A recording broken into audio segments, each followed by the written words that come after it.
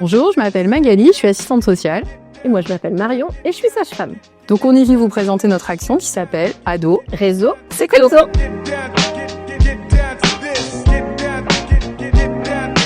L'idée, c'était de se dire que par rapport à toutes les mises en danger qu'on voit dans notre quotidien professionnel, on avait besoin de créer des outils de prévention et d'aller à la rencontre des jeunes pour parler de leur façon de vivre le numérique et de voir comment est-ce qu'ils interagissent sur les médias. Comme son nom l'indique, c'est pour les ados, lycéens, collégiens, au sein des établissements, mais aussi dans les lieux d'accueil et toujours en présence d'un membre de l'établissement parce que nous, on sera pas là tout le temps. Et c'est important que ces jeunes puissent avoir un relais. De notre expérience d'adulte et de professionnel, aujourd'hui, il nous est impossible de parler de la question de la vie affective des jeunes et des adolescents sans parler de la question du numérique et de leur sexualité au travers des outils numériques.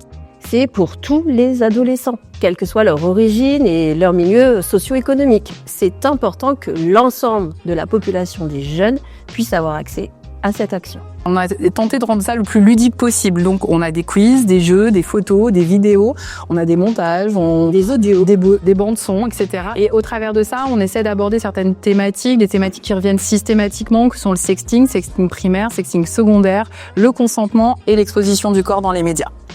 C'est important pour nous, avec certains objectifs très calés autour de, par exemple, l'industrie de la pornographie, la transmission des images et comment ça véhicule autour de leur vision de la sexualité chez les jeunes, qu'ils comprennent et qu'ils développent leurs compétences psychosociales.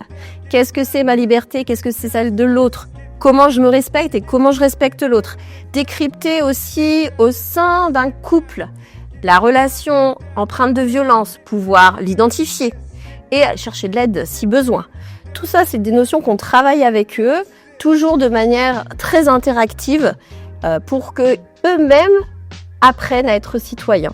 En fait, ce qu'on cherche vraiment sur 7 ans avec eux, c'est de leur faire une pause sur ce qu'ils vivent, de prendre un peu de hauteur, de se décaler et de voir ce que la société leur donne et de quoi ils deviennent et consommateurs, mais aussi un peu victimes en leur expliquant et leur montrant qu'à un moment, eux aussi, ils ont une certaine forme de manipulation par ces médias. Donc, notre objectif, c'est à aucun moment, c'est de leur faire la morale, à aucun moment, c'est de leur dire ce qui est bien, ce qui est pas bien. C'est vraiment en permanence de pouvoir les faire grandir et qu'ils aient une sorte de libre arbitre et de pouvoir un peu prendre de la distance avec leur quotidien et comprendre les mécanismes. Alors, cette action, elle est gratuite, elle est à destination, effectivement, de tous les jeunes du territoire de Moulins, parce que ça nous fait déjà pas mal.